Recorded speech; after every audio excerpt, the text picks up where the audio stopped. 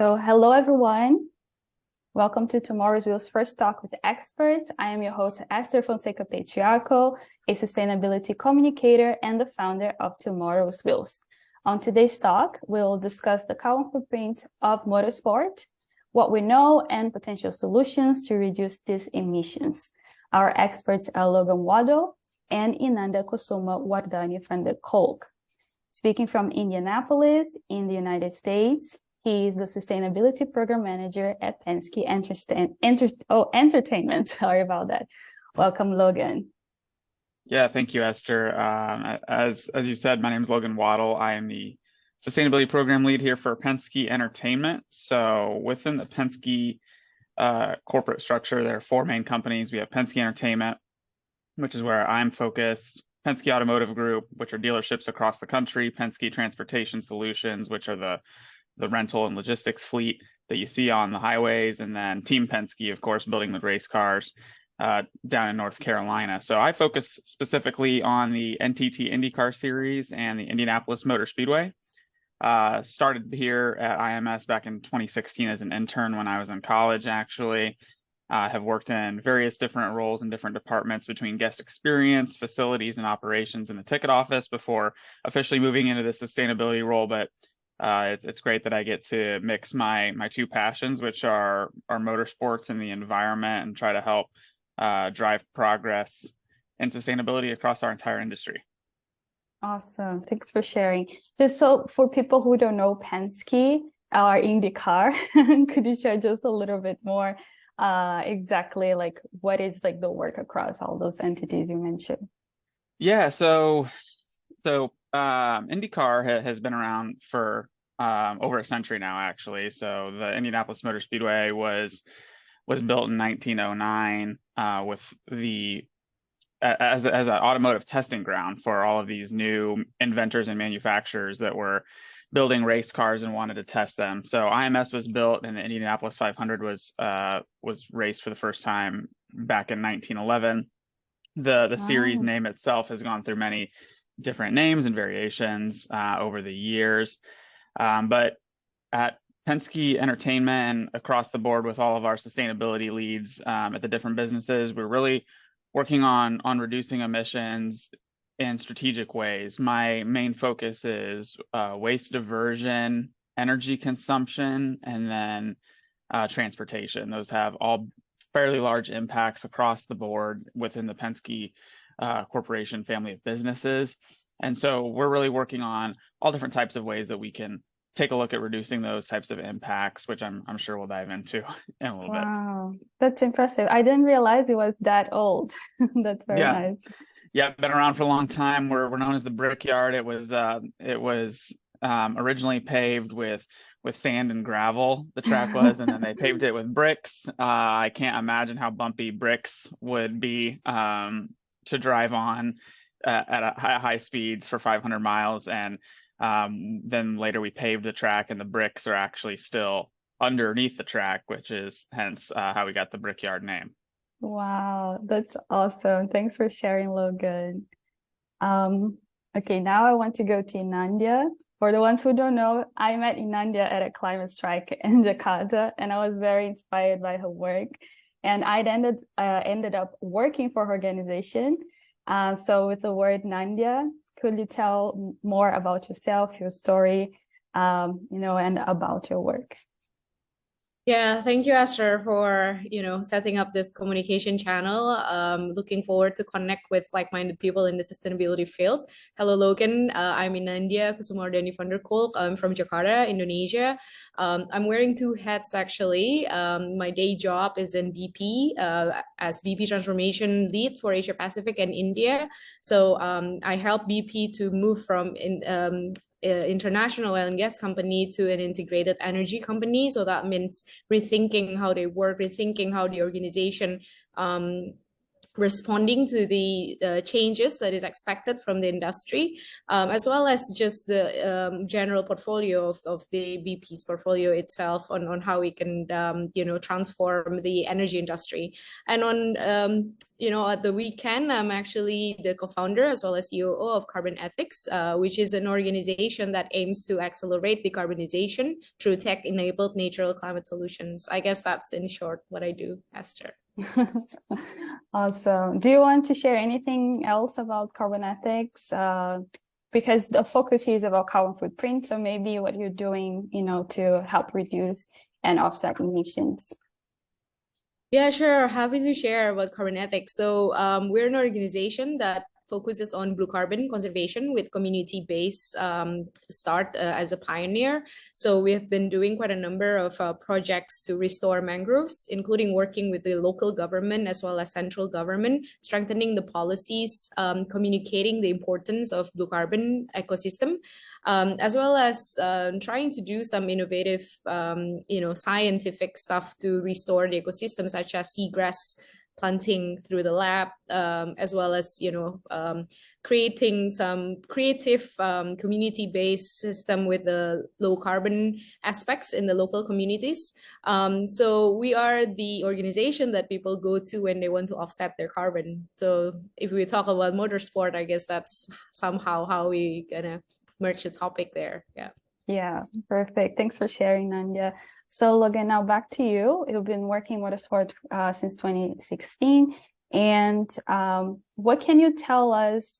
What do we know about the carbon footprint of motorsports? Oh, you're muted, Logan. Sorry about that. Thank you. There you go.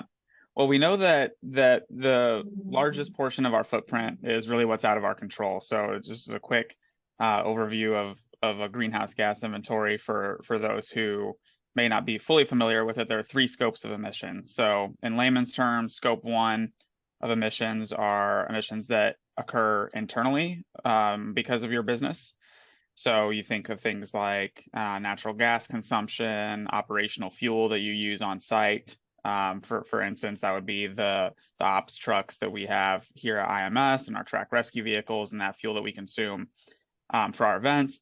And then scope 2 is simple. It's just electricity. It's so complicated in how it's produced and consumed across the globe that scope 2 is really just its own animal. And then you have scope 3, which is everything that's outside of your control, but wouldn't otherwise happen if your event weren't happening. So we know that the scope 3 is the biggest piece of emissions in motorsports. Fan travel is most commonly the biggest chunk when it comes to sports and events, and specifically motorsports, especially when we're talking about other types of travel like commercial vehicle travel. We have to send race cars all over the continent and all over the globe in some cases, depending on the motorsport you're talking about. But that we're still responsible for them because those emissions wouldn't be happening if our organization didn't exist. So there are a lot of challenges in influencing those partners and those stakeholders that have those impacts on your events, especially fans, because you can't just, require all your fans to travel EV to your events now. But there are ways that you have to we can work to influence fans to take mass transit or to walk or bike when possible. And so those are some of the really interesting and key challenges of motorsport.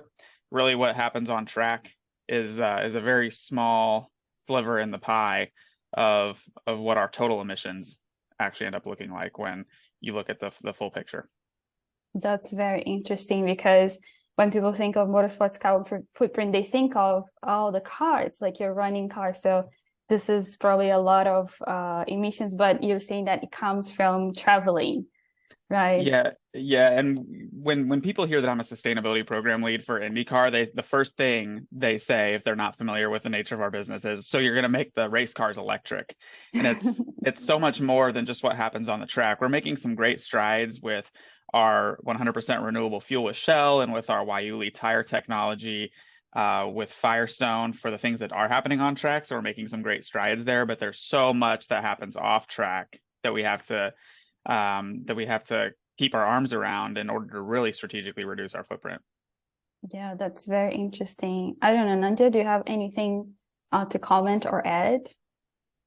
Yeah, no, I totally agree. I think when it comes to motorsport, the biggest emission comes from the entourage itself, right? From the fans, as well as, you know, how do you actually set up the event, as well as the emission that's coming from just the advertisement of the event as well. Those are where most of the waste would be, I would say.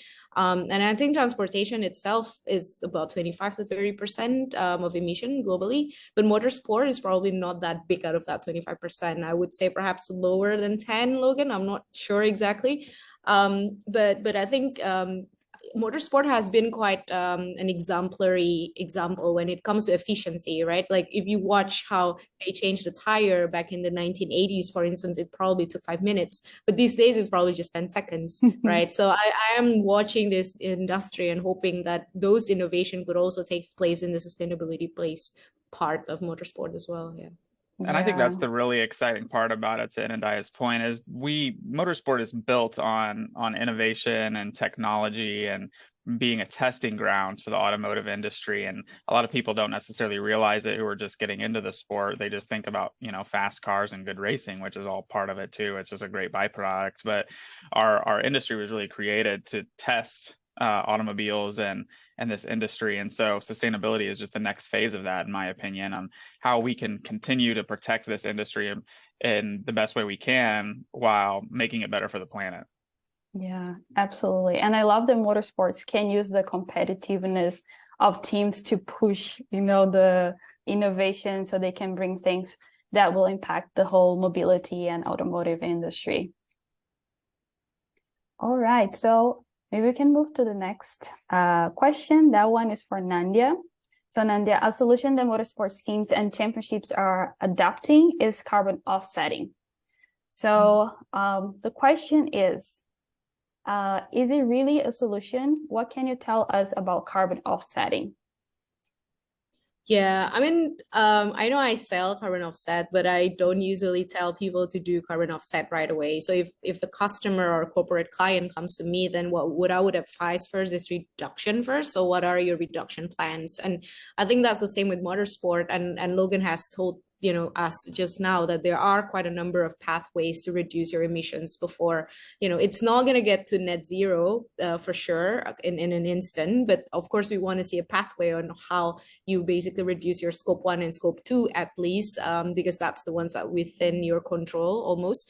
So then if you ask me what are my perspective about offset, yeah, you can do that, but try to limit that between 5 to 10% of your total emission and not the whole thing, because then it just shows a sign or a signal as well to the industry that you're not serious about reducing your carbon emission, and clock is ticking, we don't have a lot of carbon budget left. And, and I think in this day and age, what we need to see is real reduction instead of offset, Esther. So. Yeah, that's very insightful. The number like 5 to 10%. I don't know how to do that in motorsports. Maybe Logan, do you have anything to add? Yeah, no, it's challenging for sure, because when you look at fan travel being approximately 90% of the footprint, then how do you reduce that as much as you can? But to Innandya's point, there's definitely a place for offsets in our industry. There are so many things that are out of our control that we kind of just touched on as it relates to all of those stakeholders and partners and fans that are attending and traveling to our events that have a footprint. But what the key message was there is, we reduce what you can, eliminate what you can, then offset the rest, and make sure that your offsets are third-party verified, they're valid, and that they're not fake. We're seeing a lot of, with the explosion of the carbon offset industry right now, we're seeing a lot of different articles coming out about some offsets not being real, some offsets being legitimate. We really have to drive the public perception of these offsets by making sure that when we are purchasing them, that they're real and that they're valid and that they're actually impactful, to avoid greenwashing. Yeah. Innandya, how can we do that? I'm sorry, you go ahead. I just wanted to add to that point, right? I think when we had the pandemic, no one could actually watch those motorsport racing live or even travel to wherever, right? We just stayed at home. And I think more and more innovation could actually be generated from that experience on how do you give the experience of customer of watching from at home, the same with going somewhere. That way you can reduce the emission. But of course, it's not gonna it's not gonna apply to all the organizers and all that. There's lots more complexity. But these are some of the creative ways that we need to start thinking about, especially that you already know 90% of the emission are coming from fans travel. And of course, it's hard, right? Like I try not to fly, and it's still really hard, especially being in an island nation, archipelago like Indonesia. So, yeah. Yeah, it's interesting you mentioned that because I was reading just yesterday that Formula E, which is kind of like Formula One, but with electric cars, they don't allow fans to drive to the event. There is not even parking spots. That's into fans. So fans really need to, use the available local transport that it's in the cities that where the races are being hosted. So that's also something. I don't know how feasible it is for big motorsports, but that's also a solution. I just want to go back to Innandya to ask, Innandya, how can we do the carbon offset properly? Because Logan mentioned, right, you need to look for verified. How can we find that? How, like, if a company, a small team, for example, they don't have a consultant or something like that, they want to do that, how can they do that properly? Yeah, I think my best advice is to actually really know what is the credit that you're buying. You other than just go to their website, try to email them. What sort of community are they working with? Do they have a transparent proof of evidence that they are sequestering carbon? If you ask for their reports, will you give it to them? Try to go beyond the service of hey, yeah, you got a certificate and whatnot, but you actually want to go beyond of what that certificate entails. From my stance, from my perspective, I think the only way that this nascent industry could stay alive or even thrive is by honing on the MRV, the transparency, as well as the integrity, because actually carbon offset industry does mobilize finance to the community that really need it. But of course, it takes a lot of work and a lot of money as well to provide that transparency back to the funders, right? So do ask that, create that demand, and therefore you are going to be becoming of a solution of creating a more highly ethical industry instead of the ones that have been discussed in the press lately. But it is not all like that. So go beyond the surface, I would say, Esther. Yeah, thank you. Logan, so you mentioned that something about the tire, like I think that's like a rubber that you mentioned, also about the biofuels. What other solutions are you seeing in motorsports, especially in the United States, besides carbon offsetting? Yes, so some of them sound obvious, but are a lot more difficult than meets the eye. Waste is a big one. So fans come to our tracks and use a lot of single-use plastics and aluminum cans, a lot of food that can be donated or composted, and the sports industry in general, if you look across the board, is pretty lackluster when it comes to recycling and composting and waste diversion in general in North America anyway. There are some that do a great job, not discounting them, but across the board, we have a lot of work to do in motorsports to catch up with other sport industries that are what I would say a little bit ahead of us. So waste is a big one. And then off track, looking at renewable fuels off track. So with the IndyCar series, we're currently fueling our series transporters and our IndyCar race vehicle transporters for our teams with renewable diesel, which isn't readily available yet in North America unless you're out on the West Coast. So really trying to drive innovative progress with things like fuels and waste, and then of course reducing your energy as much as possible. So we say, we always grew up as kids being told by our parents to turn the lights off in the rooms that we weren't using and to be as efficient as possible. Well, you have to scale that to an entire corporation. So work to be done with renewable energy credits and reducing those in the first place, and different types of renewable energy, whether that's solar or whatever type of renewable power you look at it. It depends on the market that you race in, but those off-track impacts that we make are huge, and although they sound simple, it takes a lot of logistical planning and work to implement them and make them happen across the board. And then obviously not only with the IndyCar series, we want to scale this to all of motorsports because we want to protect the entire industry. So it gets challenging as you work across different series and different markets, and then even different countries as regulations differ and availability of renewable fuels and renewable energy differs depending on where you're at on the planet. Yeah, that's very interesting. I like that you mentioned biofuels, right? Renewable fuels, because there's still a demand for fuels. So not all cars are going to be electric in the future. So it's very good that motorsports is helping to push this production. Innandya, you also have experience with fuels. Do you have anything, to add? Yeah, I think when it comes to biofuels as well, I would suggest to also go beyond the surface in terms of understanding where that has been generated, because the last thing we want are biofuels that are coming from, green forests that are just cutting trees as well, just to make space for the biofuels to be produced. So that's a danger about, recycled with biofuels production as well, even the ones that we find in Indonesia, Esther. So with this whole thing, we know that the pathway is still an uphill battle, right? So I think it's always good to have this conversation so that more and more people understand and realize what could be innovated. But also, I was just thinking to talk to Logan, because if Coldplay can make like a almost net zero emission concert, then perhaps Motorsport can do something similar for their like as they stomp, out of excitement, it actually generates electricity. There are tons and tons of ways to innovate, and more discussions like this are needed so that people get to think about it more creatively. Esther. Yeah, and to Innandya's point, I think the collaboration and the partnerships are key, right? So we can't do it. Coldplay couldn't do it without having a partner to help them with their grid. So across the board, whether it's on track with fuels and tires or off track with other types of solutions with energy and waste, it takes a partnership to really drive this boat, which is going to be key in the next decade as we go down this path together. Absolutely. Oh, yeah. okay.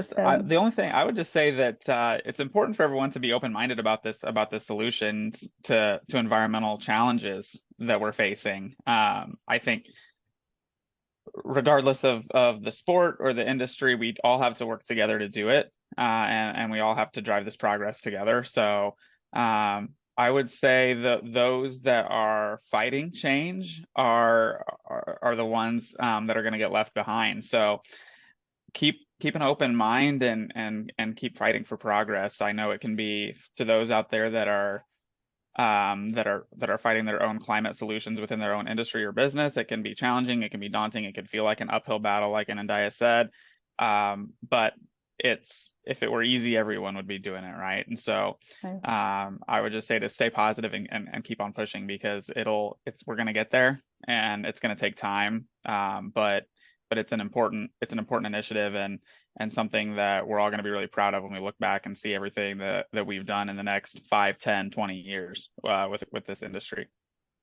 Awesome. Thanks for sharing. Innandya, do you have any closing remarks? Yeah, I mean, I do hope that in 5, 20 years, like just after my lifetime or so with my kids' generation, for instance, that they can have a better discussion about this instead of still fighting for decarbonization. So I hope we come up on the other side. But I think in the process to get there, it's important not to play the blaming game. And it's also important to celebrate the little wins or the little change or the little fight that you're doing, because all those little fights make up for major transformation. And sometimes you don't realize that you're in it, but actually you are in it, and keep doing that, just like what Logan said, keep pushing for change and keep having this conversation, keep exploring new things. So thank you for facilitating this chat, Ester. Oh, thank you guys for joining me. It's been a real pleasure. I want to take a minute to talk a little bit more about Tomorrow's Wheels. And after that, I'm going to ask you guys to share how people can support your work, right? So, all right. So Tomorrow's Wheels is a platform that aims to educate on environmental and social sustainability and drive change in the motorsport industry.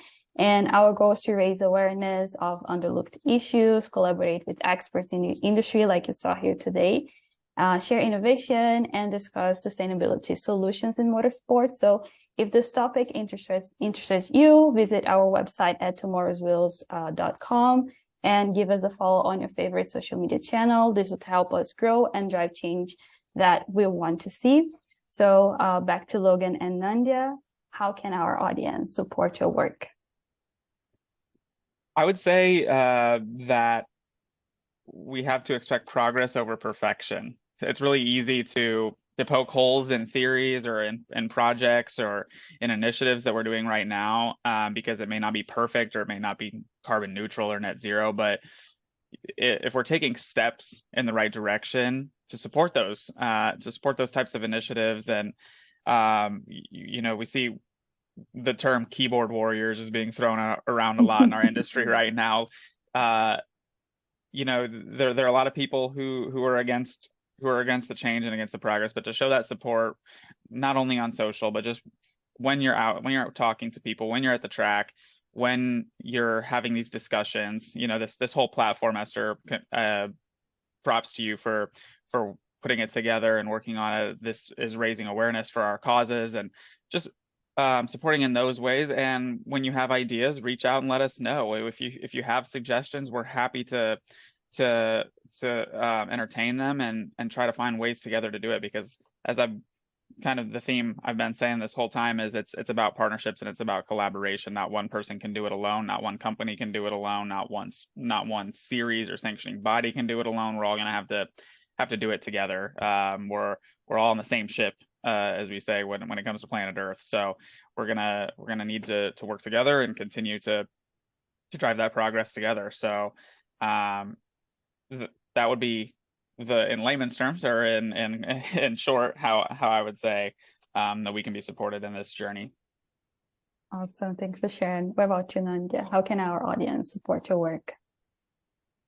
Yeah, I think climate change is a team sport, right? It's not, it's not a personal race or anything. It's not at all a motorsport. It's a marathon. It's not a sprint, right? So it's a journey as well. And with each journey, there are always push and pull. And the push in here is, when lifestyle is a sticky thing, you don't want to downgrade your lifestyle. Once you've had experience on how good it is to fly business class, why would you want to fly economy class, etc., right? So then, but then the pull as well, there's always the climate community, as well as the job of the government to continue reminding us and creating policies that are in place to support the good fight, the climate fight, right? So I think when you are presented with the opportunity to be on the push or to be on the pull, then of course try to always fight for the climate in this space.